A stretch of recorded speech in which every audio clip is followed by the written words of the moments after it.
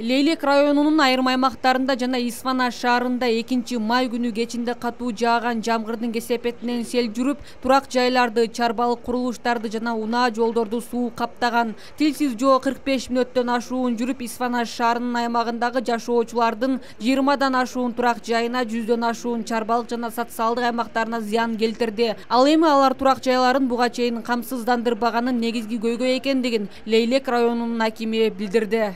Sen qaysı mülkün bolabı, kıymıldığı bolabı, kıymılsız bolabı kamsızlandırasın, anan keyin oşonun gana esebinен kamsızlandırуу kompaniyası senin keltirilgen ziyanды oşonu menen qaytalıp berdi.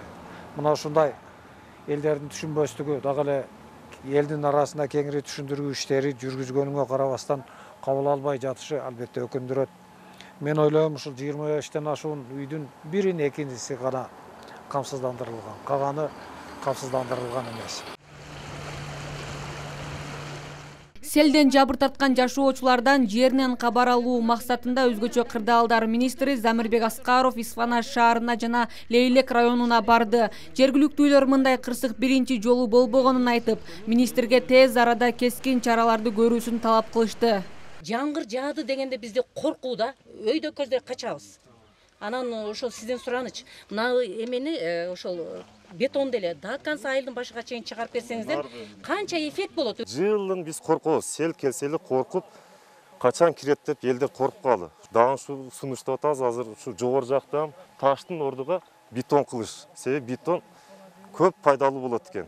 Ташты алып кетер экен, бетон кала берет. Замирбек Аскаров жергиликтүү тургундардын Исфана Сай каналына жакын жерге турак жайларды куруп жатканы, алардын коопсуздугуна залакасын тийгизгендигин айтты. Андыктан турак жай салууда аталган аймакта жашаган ар бир жаран коопсуздук чараларын эске алуусу керек. Катуу нөшөрдөн улам келген сел Leylek району боюнча жалпы 55 миллион 276 миң сомдук чыгымга дуушар кылды. Мыйзамсыз жумуштар кандай болуп атат? Буга чейин ошол жергиликтүү өзүн-өзү башкаруу органдары тарабынан мыйзамсыз жерлер берилип кеткен ошол сайдын могуна, ошолордун кесепетинен баягы биздин жарандарыбыздын үйлөрүнө, куруп алган үйлөрүнө селдер кирип бир топ залакасын тийгизген да.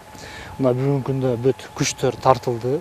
Бүгүнкү күндө эң алгачкы алдын алуу иштери жүргүзүлдү. Биздин техникалар жеринде иштеп атат. Учурда Leylek районундагы сел каптаган айыл аймактарында абалды турукташтыруу жана тазалоо иштери уланууда. Гүлнур Арапбай кызы, Эламан Акбаев, жаңылыктар, Баткен облусу. Чашабыз жок. Бир моонда жок дегенде, бул жерден катуу келаткан сел, бул жерде биринчи чашага толсо, кийин болсо экинчи чаша, үчүнчү чаша болуп, бир 3 чаша кылып койсок, анан таза суу ылай калып кете берет, таза суусу бул жака келе берет. Керек болгон 1-2 жылдан тазалап көрөбүз. Ступенчатый күлчөнүн үстүндө ошондой бар да, тең барганда көрөсүз. Ошондой каналлар бар ошондой. Бир изучать этпейсиңер. Хорошо, Анан жыл сайын бул жерге мынакей 500 габион, 1000 габион бере беребиз. Мына габион менен кылып атабыз. Бир сел келгенде бир карыш көмүп атат габионду. 5 жылдан мына габион кереги жок болот. Кайрадан үстүнө габион тизген. Бийик болуп отуруп, уровени айылдан да бийик болуп калат мен Русланович. Мынакей айылдан кимди алгызып келип ошондой болуп атат. Биз кумду жогу жакта кармап калайлы. Ошол 2-3 чашаны даярдайлы. Скоросту азайтат. Скоросту азайтат. Анын калганы суу алып келет. 2-3 чашаны кылалы дагы. Ошол жерден ылайлар калып, бул жака таза суу келсин. Ушуну бир изучать этип. Протоколго ошону неме болуп, сиздер бир проектировщиктер менен балдарды бүт тап келтирип болмок. Балдарды алып келип. Ошол чаша жакшы болот. Тынчта уктайсың.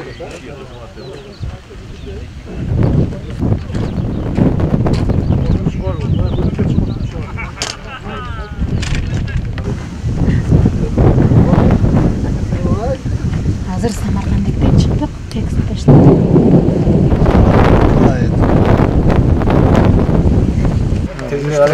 Азыр ишенич жок. Мүмкүн кечегинде сел эртең да кайтылып кетиши мүмкүн да. Ошондуктан мүмкүн болушунча мындай шанс берип атканда тезирээк аракетти кылышыбыз керек. Мен ВППО Исфанадагы азыр мен барып көрөм. Ар техникалар качан бүтөт ал жерде? Исфанада маалымат жок азыр. Бир аптада? Бир аптада отсюда сен бүтөрүмдөн могул жакка ташашыбыз. Хорошо. Anda 100 gabiyon жүктөтө берейм аны. Шортер менен жүктөсө келип калат. Бияка ташаттырбыз. Алып түшүрүп алган ушул жерге Коңурбай. Макулбу? Алыска алып барбагыла. Түшүргөндөн кийин тез onu коюш керек. Макулбу? Бир эртең 10 күндөн, 20 күндөн кийин деген сөз болбош керек. Чөрү элди мобилизация кылып туруп тезирээк ушул жерде бүтүрүп коелу. Таштарды эле жакын эле. Буга жардам этсеңиздер. Жок, мен бугум менен сүйлөшөм жагырган. Сүйлөшүп бериңиз. Жок, тамак аш берем, тамак аш. Май бере турган болсо болду. Эл чыгат дагы Ел чыгат ел. Эмеде карантинде. Карантинде Самосвалды алдың жөнөтөбүз. Şu Жолдош министр сизге şu элдер суранып атат, şu наркы фундаментке кошуп койсо жакшы болот. Себеби баары бирин таштап кетет деп атат да. Себеби бетте 200-300 үй бар да. Прямой кетет да. 500 жана.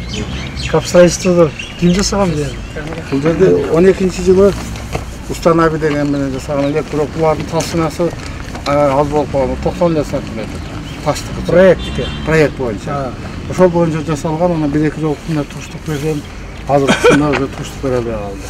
Наркага салыштырмалуу бул жак башы деп азыр эч нерсеге жарабай. 80 метр өйдө жанадан 20 метр ташып аткан. Ташты жогору жактан алган. Өйдө жакта карьер барбы? Аны жаап койду азыр. Эми мына азыр эми бирөөдү критикалай турган, бирөөгө бир эме кыла турган ситуация эмес. Жалпы республикалык абалды биз түшүнүп турабыз. Бирок сизден сураныч, мына өз көзүңүз менен көрдүңүз. Мынабул айыл жамгыр жаады дегенде бизде коркуу да, өйдө көздөй качабыз. Анан ошол сизден сураныч, мына эмени ошол бетон деле до конца айылдын башыга чейин чыгарып берсеңиздер, канча эффект болот өзүңүздөргө дагы, бюджетке деле да. Чем кийинки эмеден көрө алдын ала алганыбыз аябай жакшы го. Анан мына таштын эффекти болбойт экен. Бул азыр мынанын өйдө жагы дагы ачылып калган, мына айылдын башы дагы. Аны да мына жигиттерге рахмат, өздөрүнүн эсебинен эле ташты тизип, Адуан Набиевич, биз суранып келип бул жигиттен келем ушул жерде кошумча иштерди кылып берген да, жасапчы. 30 метр жерде. Ошон үчүн сураныч сиздерден. Биз ушул жерде мына 30 жылдан бери, 40 жылдан бери ушул жерде жашайбыз. Бул сел келет, келбейт деген нерсе жок да. Эми бул жаратылышта.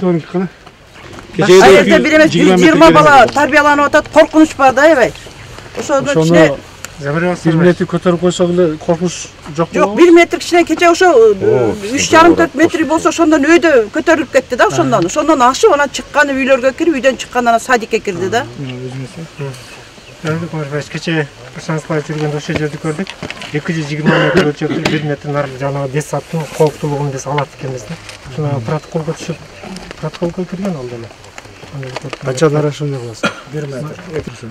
Суунун көлөмүн аныктадык. Суунун көлөмүн аныктадык го, мына кече келип ашып кетти.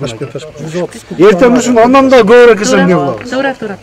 Ошон үчүн силер кагаздарын бүт даярдап берген. Биз өз жактан эмеси тезирээк бүтүрүп берели. Болду. Макулбу? Урматтуу министр, дагы бир суроо. Апоралар курулган анча элди сактады, себеби бизде детсад бар. Жылын киреретиде үйлөргө, детсадка киретиде ошол анча сактап, бирок анан дагы кичине ашты ошол сел. Жылын биз коркобуз, сел келсе эле коркуп, качан кирет деп элдер коркуп калды. Ошого биз азыр министр келип калды, рахмат айтабыз ушу Аскар Замир Аскаровка ушу келгениге дагы ушу сунуштап атабыз. Азыр ушу жогору жактан таштын ордуга бетон кылыш. Себеби бетон көп пайдалуу болот экен. Ташты алып кетер экен, бетон кала берет экен.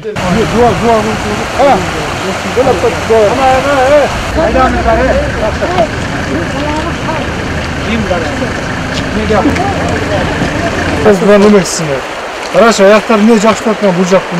Ошонун лампысы ошончо. Апрай кылышар керек. Значит, же арматура жакшы ташалган. Же некачественный тиги цемент менен өткөнсүң. Кантип кыласың бекес? Канча тиги жактагы карап, бир жакта болуп, канча жүккө ал жак турушуп берди, эмне бул жак турушуп берди? Artı 3 sayıda şu füzeden getirdik. Bu füze oldu.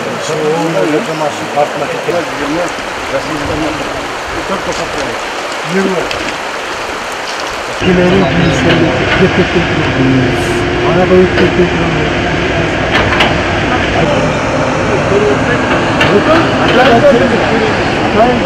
Hatay geldi.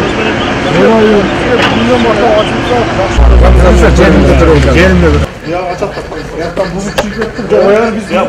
Ya kaçıkan, köçöge çıkan. Ha bu jaka urgan mı? Köçöge urgan mı? Ya kaçıkan mı diyetler var. Papa. Карабайсыздар, могу жерде караңыздар. Ушунча көлөмдө суу келсе, ушул арка баталган.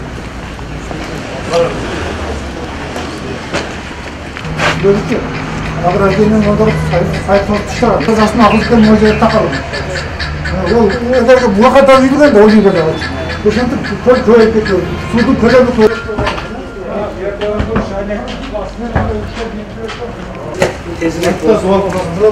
Az bir bana şu özüne kebalayım hemen.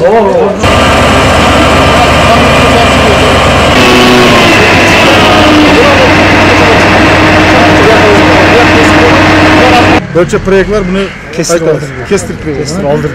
Yani bu uşağa burat bu zdaniyası. Onları sayfa power köy getirin. Az monetler pul tozaklar o yerde tam taza olacak. Nasıl bozdu?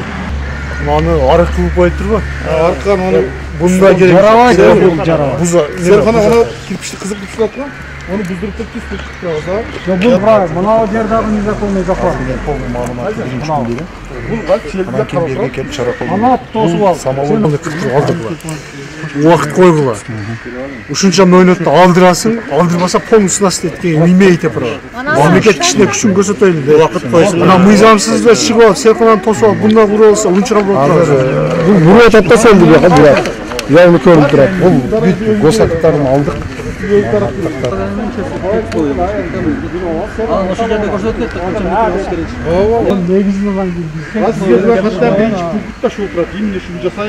Birinci tanışma açtıramaz ama. Hiç kızarız.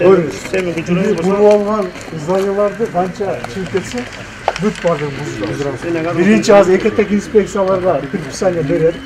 Uşuncha sırokta buz değil. Buz basa mamlaket geldi öz buz taşırsın. Kızılak oldu.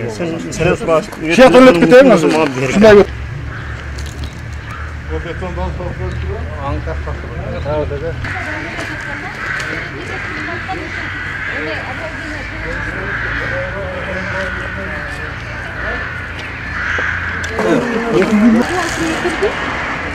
Assalomu alaykum.